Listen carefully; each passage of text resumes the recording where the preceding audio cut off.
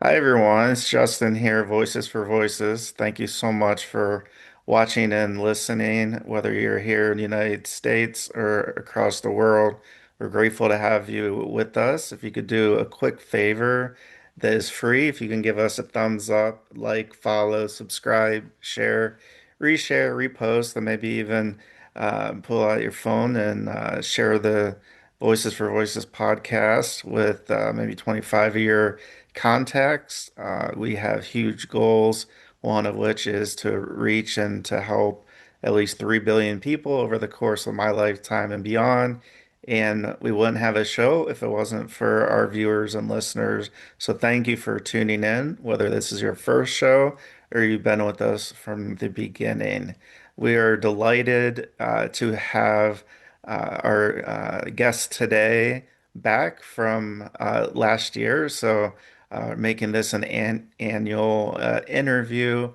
We're hoping to do this in person, but my schedule just didn't allow for that to happen. So we're hoping to do that here in the next couple of months. Is to do a show from our guest office in person. So without further ado, I want to introduce our guest, the District Attorney of San Diego County, Summer Stephan. Thank you so much for coming back and joining us on the show. It's so good to be with you and to have the voice of the victims and survivors be brought forward on this show. Absolutely. And you do a very good job of not just the actions of the the convictions and upholding the law in your county, but you do a good job. I would say great because I don't see other district attorneys across the United States really communicate about that, letting your constituents know what's going on in the community. How did that, I guess, strategy come about that you wanted to not only have those actions, but also just sharing what's going on? You have periodic updates that I see that you're able to share directly with your constituents. Yeah, so that wasn't intuitive for me. Having grown up in public service, we tend to do our jobs. For 28 years, I was in the courtrooms fighting for the most vulnerable to get justice for children who are harmed, women, children, men, boys, everybody. And you just do it quietly. But I realized when I became the elected district attorney that the trust with the community is built on information and communication. And that the benefit of that isn't just to kind of talk about what we're doing, but really to allow through that trust for people to report what they see to law enforcement, to Mm. have victims and survivors come forward and report the harm that has happened to them so that we can take action. So the benefits of communicating are this trust building and then the ability for victims and community to feel comfortable letting us know what's happening so we can protect them, so we can take action. Absolutely. And this time of the year, this week, actually, you have pretty big event, the Comic-Con in San Diego, and I happened to see your video, which I thought was just spot on. Talking about how. Uh, People that are not nice people, I guess is the easiest way to say it.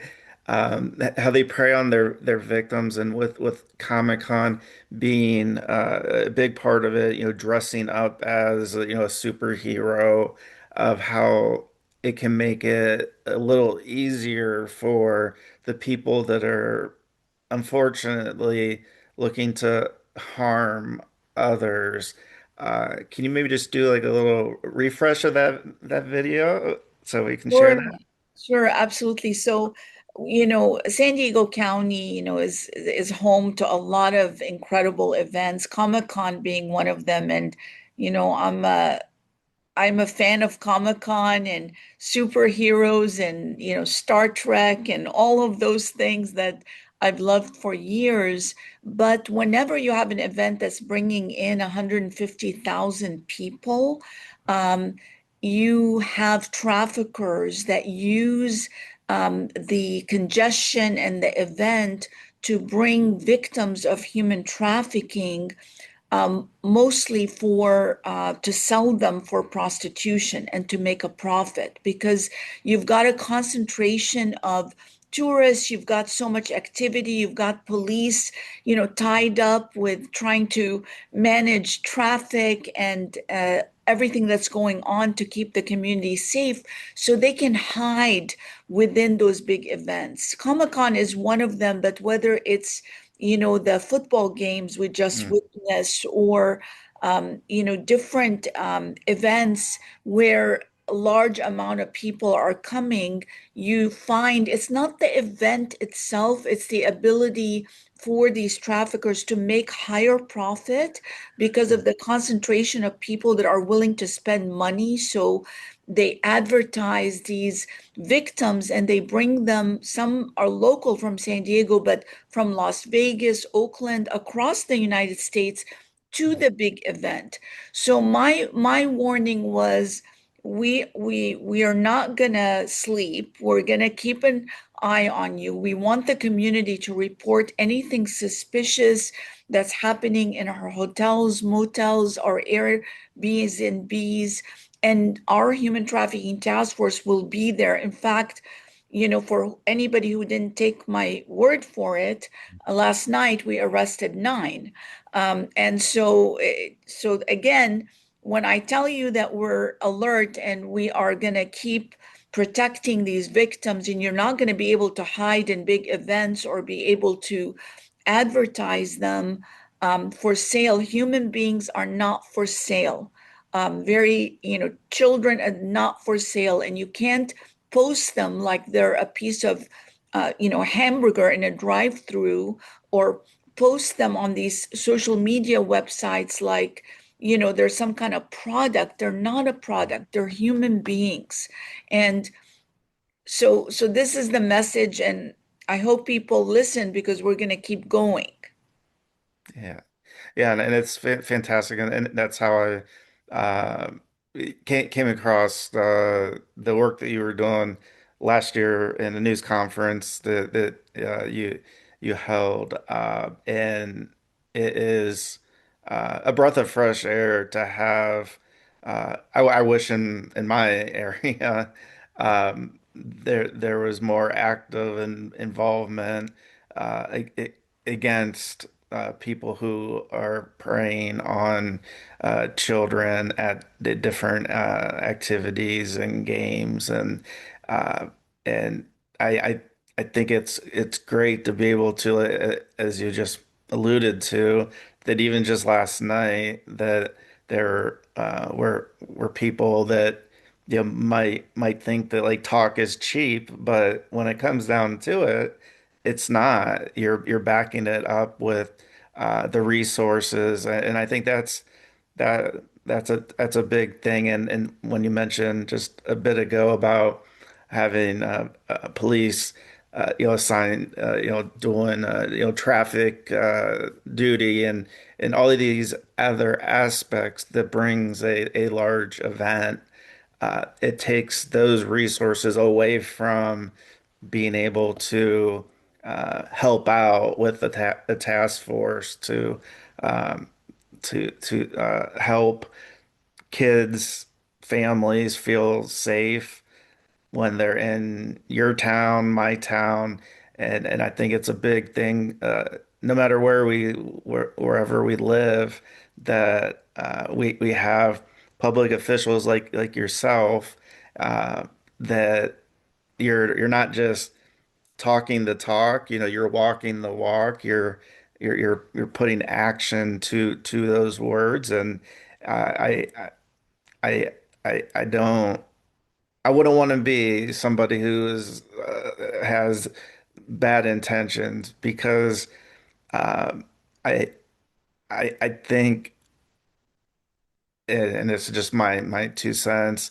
um, that a lot of traffickers are being exposed, and when they're being exposed, they don't like that, and when they don't like that, then they sometimes go after their victims, survivors of human trafficking, however, sex trafficking, labor trafficking, however that may be, and that can scare a lot of people of just going, oh my gosh, I I can't tell anybody, and here you are, you're like, no, we have the resources, we want you to tell us, safe space, and instead of having a person kind of be be afraid for many years of,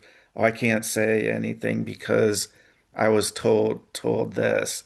Uh, do you feel that the community uh, is following up with you? Like, do you feel like they're getting it and able to feel safe to be able to tell? It's one thing for you to share that, but it's another for victims, survivors to come forward. Has that process eased for survivors and victims, or do you see that getting harder with just as the days go by?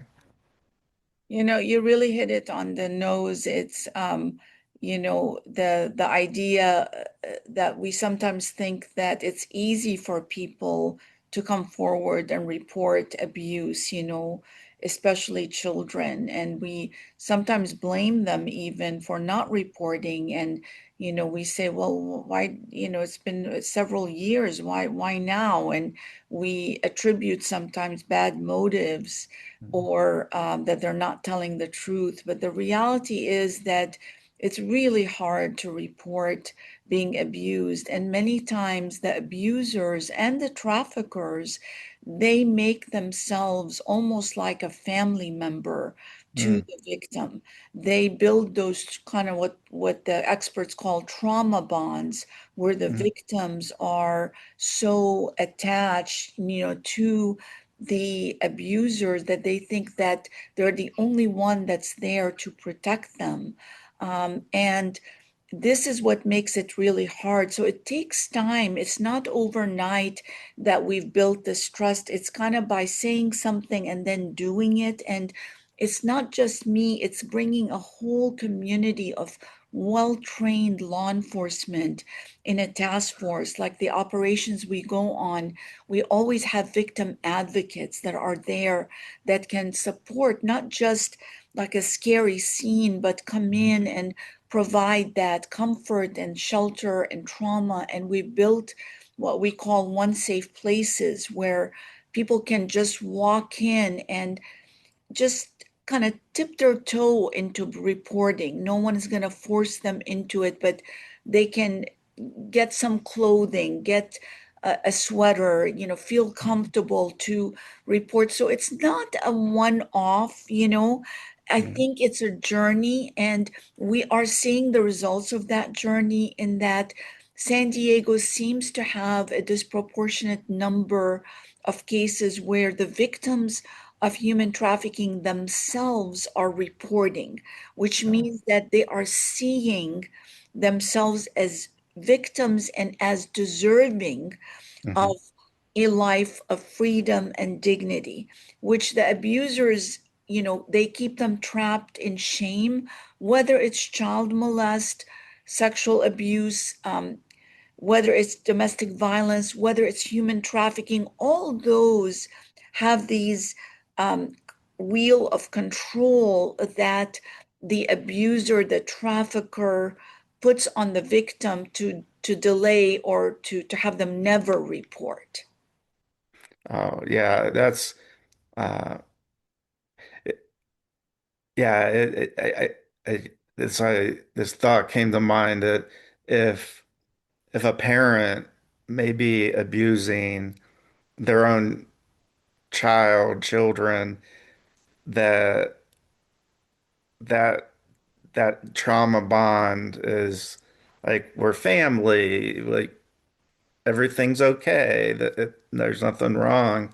And, and you're right, it could take many, many years to have an individual feel that opportunity, that safe space to be able to share that. And it's really it's a hard thing to do because it's not trafficking, and these aren't like terms that are they're not fun to talk about, and people don't um people might try to say on their resume that they got a certain education and all these things, but when somebody comes forward and talks about these topics in these areas, nobody does it for fun. I mean, because that's one thing that I've come across in the last year is, oh, well, they're lying. It's been this many years and they're just making it up. And it's like, you know what? Like people don't that people aren't going to come out and talk about because it's very personal, and some of the things that go on are very, very personal and physical and deal with the bo parts of the body. Yeah, and it's great that you have this one safe spaces where individuals are able to come and have that advocate, because it's one thing for um, a survivor of anything to share with law enforcement. They may have different views on that, but to actually have a advocate who's been there and done that, I guess, is one way that could be shared. Uh, to talk, one-on-one with them, because that advocate's been there. Law enforcement is doing their job, they're doing their missions, but to actually have that person also there that is talking almost their language, like as if it's a foreign language, which it's not. But I think that's a huge thing. Now, adding the advocate to the task force, is that something that started in the beginning, or over time you were seeing that, hey, this might be a good addition to what we're doing? For us in San Diego, it's been a journey of learning. But one thing that I think, I did correctly is intuitively, I always wanted to listen to the voice of the victims and survivors and learn from them. I didn't assume that we have it all figured out in law enforcement. We know a lot. We know our specialty, our expertise. I know how to prosecute in Mm, the courtroom and prove cases. That's different than the mindset of what a survivor, a victim needs. And when you assume what they need and how they want to be treated, you miss something. mm, So I just asked a lot of questions as we began our work and being able to build up the task force and doing the research to recognize that there is a big problem. It's hidden. People look for like physical signs of abuse or chains or someone kidnapped off the street, but the signs are so subtle that they were being missed by law enforcement. So by asking those questions of the victims and survivors, we knew this was an essential element because at the end of the day, you make your arrest, but what's going to happen with this victim, they are completely dependent on the trafficker. They don't have a bank account. Mm. They are just the cash producing machine through their own exploitation, usually in prostitution or child pornography. So how are they gonna, where are they gonna spend the night? How are they gonna be safe? How are they gonna eat? So by listening to them, we did build it in, or early on into our task force that we formed in 2016 with 15 different agencies that work hard. And that's why when you have big events and you've got a lot of patrol that is diverted to different things, there's still the task force focused on responding and continuing to do our job. Excellent. And the more the task force does, the more experience they get.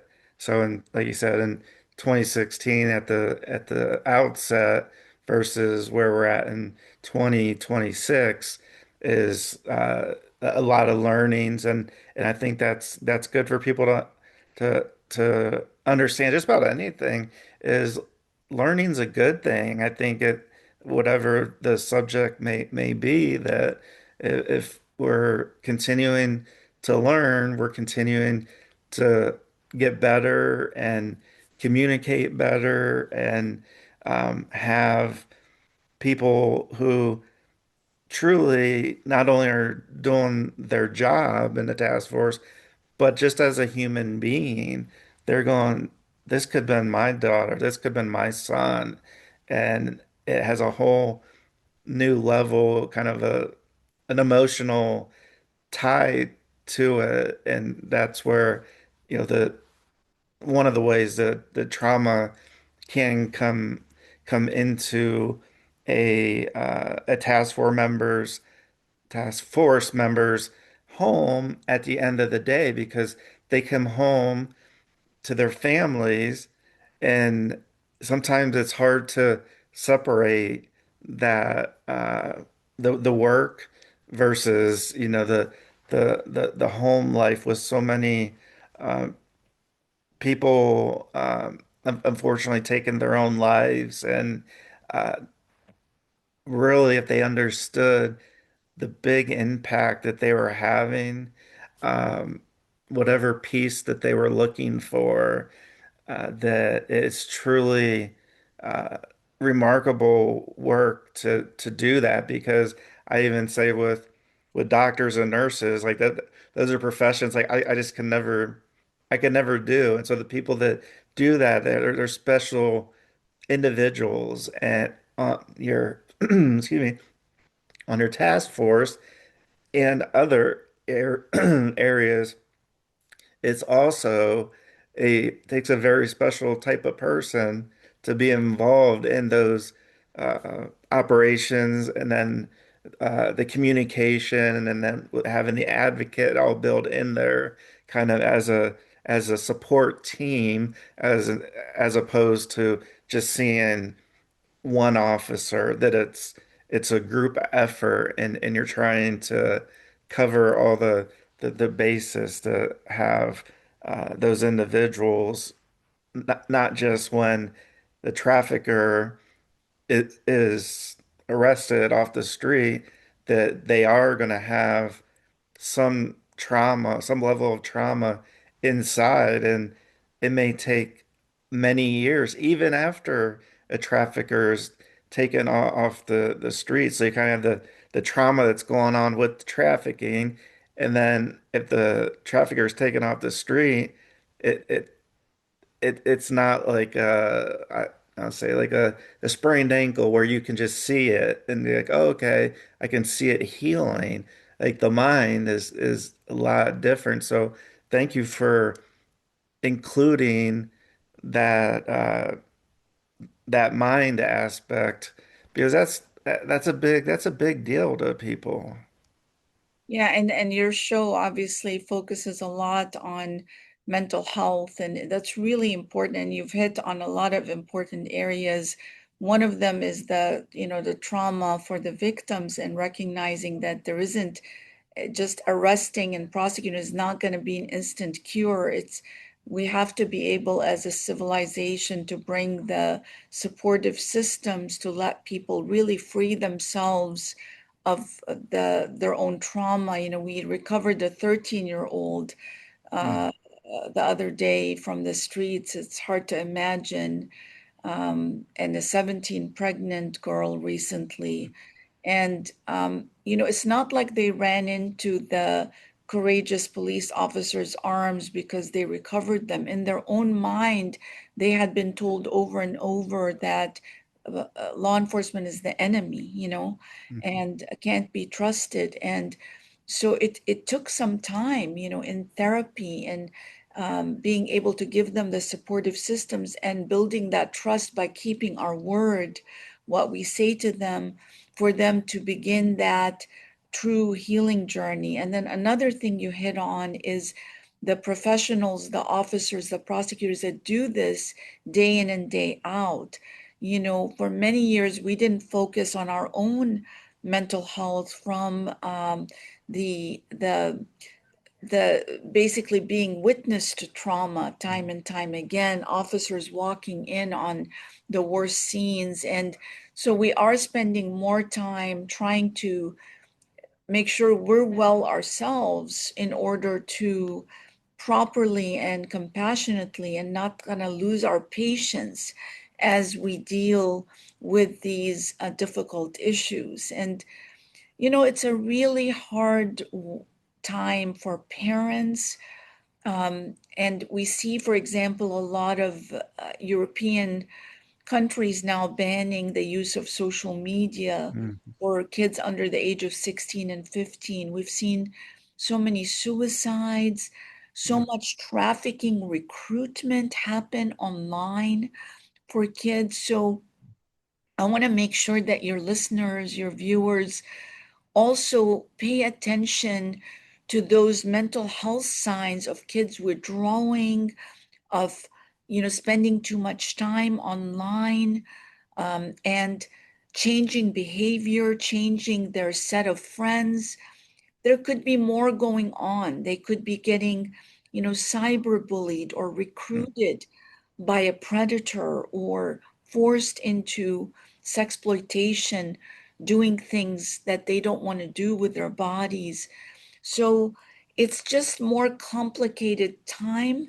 So more effort to pay attention to those mental health signs, be alert, learn, study as a parent, as a guardian, as anybody who cares for a child, and having that communication, not just through text, mhm. it, can be a lifesaver. And we've heard those stories from victims and survivors, many of whom were recruited at a young age online.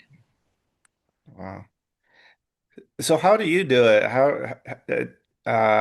With the work that you do, I would assume that because this is just one area that you work in and work on. How does somebody like yourself uh, uh, make the mind stronger, or any tips to anybody that's in a leadership role that how they could uh, yeah, I guess how they can separate the job from the family aspect. So it's a good question, and it's of course harder because I am now an elected district attorney since 2018. So there's a lot more, not just the pressures of the case, but having people loving to threaten, and that's always there. But I think my saving grace has always been being able to focus not kind of internally and personalized, but focus on service and on others. It's almost a self-feeding, self like recovery, Hmm. because I'm constantly, by not focusing so much on what's happening to me while being alert to it, it's kind of the purpose driven life, focusing on the service on others.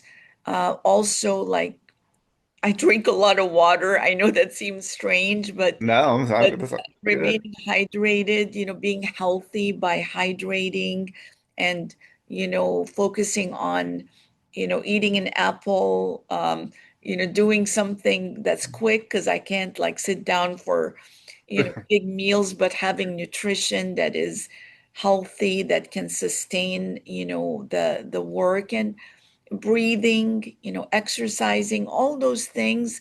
Of course, I can't do them except in like 10-minute Hmm. increments, but you could still fit them in the day if you think about it. And, I have my family, my faith, all the things that all of us have different things that we Hmm. can count on. But I'm really still very honored to serve. And every time we're able to bring somebody out of that dark tunnel of being victimized into the light and provide them with justice and care. It's really worth it, and I really appreciate being here to highlight that and to kind of let anybody out there know you deserve to be safe. You deserve to have respect and dignity. And if you're in any situation that doesn't provide that, from family or from people you're dating or somebody who you think is a friend but is really a predator, find a way to break away. Find those things in your community where you can get a support system and break away. Even if you're not reporting to police, Hmm. which I encourage, at least find a way to leave that situation. Absolutely. And for those watching and listening, the bystander effect, if you see something that's going on, don't keep walking, don't keep moving on because you don't want to be involved or whatever the reason may be that uh, you might be that person's last resort by you just happening to walk by and see something and to do something about it, to be one of our guests, she calls it being an upstander. So kind of uh, instead of just walking by, stepping in and doing whatever you or I or any viewer or listener that's able to do, because uh, at the end of the day, we're all human beings, and like you said, we all deserve dignity and respect, and to feel safe and healthy, and that can't happen just on our own. We have to, as a society, as just the human race, and all across the globe, to uh, have that mindset of truly, if you see something, say something. If something just doesn't feel right, there, our intuition is right. I think more than it's wrong. And the worst thing that could happen is you get in touch with authorities and find out that the situation isn't a bad situation, that it's a that there's more to it. And so I always try to share that as well, be, because we're not the average everyday person doesn't have a lot of that knowledge, but to be able to reach out and say, hey, this didn't seem right, this doesn't look right. Can somebody come and check this situation out? And then you can continue on your way. But at least let the proper authorities know, uh, it, and let them take care of it, and not just walk by because we see something that's going on, or we're trying to pretend it's not, because unfortunately things are going on, and it's up to us to share and report, not just the survivors and the victims. It's up to us as a society as a whole to do that. Uh, Thank you so much for joining us, DA Summer, Stephan. I always enjoy our conversations. Look forward to doing a show in person, and we'll let your staff know. And I want to give a big thank you to your staff, especially Tanya, for making this come about, being able to fit this in your schedule the week of another big event that's Comic-Con, and then you mentioned the football matches that occurred as well that were breeding grounds per se for people who may be up to no good. Uh, so thank you very much. We're so You, honored to have you with us. I always enjoy talking to you and the substance of this conversation. Thank you so much. Have a great day. Thank you, you as well. Take Bye care. bye.